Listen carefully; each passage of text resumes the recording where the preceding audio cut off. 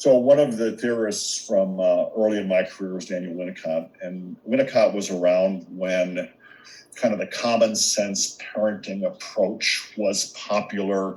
I remember a Dr. Benjamin Spock book being on the bedside table when my 41-year-old daughter was born, and there was a chapter in the book that said, you don't have to go out and buy a fancy, expensive mobile that rotates above their crib, because there's a branch with a leaf on it that's bouncing in the wind outside of the window that works just as well.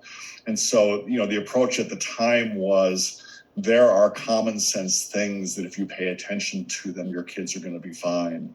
And so Winnicott was kind of saying, as much as we're tempted to put Mozart on headphones while they're sleeping and to make sure we schedule Chinese lessons on Saturday mornings and pack their lives with every possible resource and opportunity, Winnicott said it doesn't have to be that complex, and that if we keep it simple, that what he called good enough parenting, and good enough didn't mean C+, B- parenting. Good enough to Winnicott meant if you do these things, your kid's going to be fine. So he listed 3 things. Number 1 was unconditional love, unconditional acceptance, because that creates the foundation of trust, and the foundation of trust impacts all future relationships. Number 2, consistent limit setting. When kids have trust, they begin to explore their worlds. When they explore their worlds, they need boundaries. Boundaries begin as external, but eventually get internalized so that the child can self-soothe when they're upset.